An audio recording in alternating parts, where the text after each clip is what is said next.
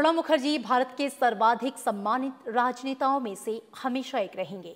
उन्होंने अपने राजनीतिक सफर में अपनी दूरदर्शिता से कई ऐसे मुकाम हासिल किए जिसकी वजह से हर पार्टी के बीच उनका काफी सम्मान रहा। प्रणब मुखर्जी 5 दशक से ज्यादा वक्त तक राजनीतिक जगत के अहम स्तंभ रहे, कांग्रेस पार्टी के अहम चेहरे रहे। प्रणब मुखर्जी उन नेताओं में गिने जाते थे जिन्हें स्टेट्समैन कहा गया। प्रणब मुखर्जी 7 बार सांसद रहे, भारत सरकार में कई महत्वपूर्ण मंत्रालयों की जिम्मेदारी संभाली। प्रणब मुखर्जी हमेशा देश के ऐसे राजनेता के रूप में जाने जाएंगे जिन्होंने अपनी हर जिम्मेदारी को बखूबी निभाया।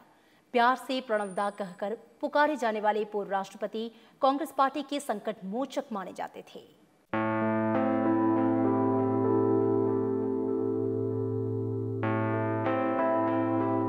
केंद्र की राजनीति में दशकों का सफर तय करने के बाद जुलाई 2012 में देश के 13वें राष्ट्रपति के तौर पर प्रणब मुखर्जी का कार्यकाल काफी हद तक गैर विवादास्पद और सरकार से बिना किसी टकराव वाला रहा। प्रणब मुखर्जी ने अपने कार्यकाल में कई फैसले लीक से हट कर लिए। सबसे बड़ी बात तो यही रही कि राष्ट्रपति पद के साथ औपचारिक तौर पर लगाए जाने वाले औपनिवेशिक काल के हिज एक्सीलेंसी या महामहिम जैसे आदर सूचक शब्दों को उनके ही प्रयासों से प्रोटोकॉल से हटाया गया। आमतौर पर राष्ट्रपति को भेजी गई दया याचिकाएं काफी समय तक लंबित रहती थीं, लेकिन प्रणब मुखर्जी कई आतंकवादियों की फांसी की सजा पर तुरंत फैसले लेने के लिए याद किए जाएंगे। मुंबई हमले के दोषी अजमल कसाब और संसद हमले के दोषी अफजल गुरु की फांसी की सजा पर मुहर लगाने में प्रणब मुखर्जी ने बिल्कुल देर नहीं लगाई। उन्होंने याकूब मेनन की मौत की सजा पर भी मुहर लगाई। प्रणब मुखर्जी ने हत्या और बलात्कार के दोषी पाए गए 28 लोगों की फांसी की सजा को बरकरार रखा। अपने कार्यकाल में उन्होंने 4 लोगों को क्षमादान भी दिया। प्रधानमंत्री की विशेष पहल पर उन्होंने शिक्षक दिवस पर राष्ट्रपति भवन परिसर में बने स्कूल में छात्रों को पढ़ाया भी।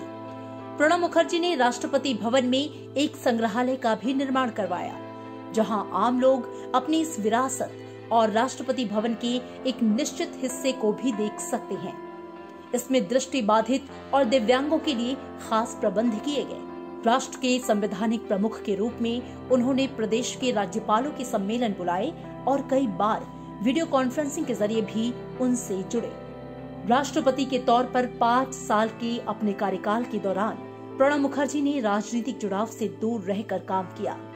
कानून, सरकारी कामकाज की प्रक्रियाओं और संविधान की बारीकियों की बेहतरीन समझ रखने वाले प्रणब दा की 2014 के बाद मोदी सरकार से काफी अच्छे संबंध रहे।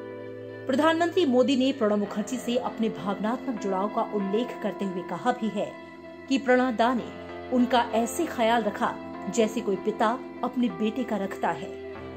बतौर राष्ट्रपति बिना किसी पूर्वाग्रह और लाग लपेट के जहां उन्होंने कई बार सरकार को सलाह दी, वहीं संसद में विपक्ष के शोर शराबे और कामकाज में रुकावट पर उन्हें नसीहत देना भी नहीं भूले। पूर्व राष्ट्रपति प्रणब मुखर्जी को उनकी विद्वता और शालीन व्यक्तित्व के साथ ही जनता के राष्ट्रपति के रूप में अपनी पहचान बनाने और राष्ट्रपति भवन को जनता के निकट ले जाने के लिए उठाए गए कदमों के लिए भी याद किया जाएगा। Bureau report, Rajya Sabha TV.